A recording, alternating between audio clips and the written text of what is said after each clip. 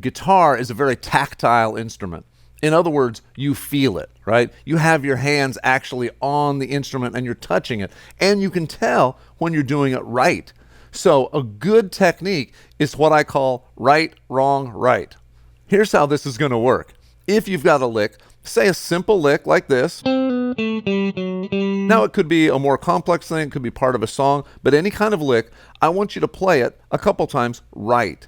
And what I mean by play it right is play it with proper technique, make sure you're getting all the notes to ring out cleanly, and that the lick sounds like it's supposed to. So you play it twice right, and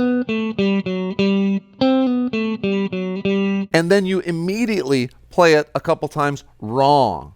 So what do we mean by playing it wrong? Well, wrong could be just a weird hand position, right? Or it could be something funky with the right hand. So let's say I do it a couple times right. Now I do it wrong. And I do this, flatten my fingers.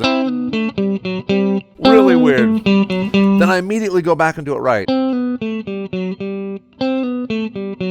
You will be amazed at how good that feels when you play it right. It's like, oh my gosh, that's better. So I might do it, the right way.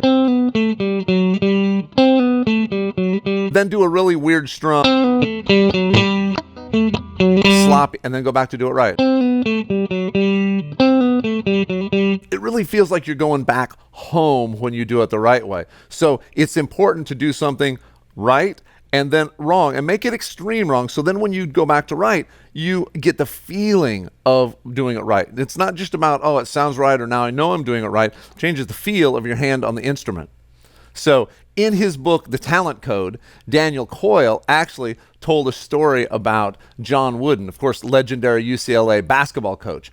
And John used to do the same sort of thing with his players. He'd get in position, he'd say, this is how I want you to do it. And then he'd immediately shift to the wrong position and say, don't do it like this. And then he'd shift back and say, do it like this. So that sort of right, wrong, right was something that even like 10-time national champion coach John Wooden would do. So we know it's a good technique, right? So try this in your own playing. Take anything you're playing, play it right, then play it really wrong, make it feel ugly, and then go right back to playing it right and have it sound and feel perfect.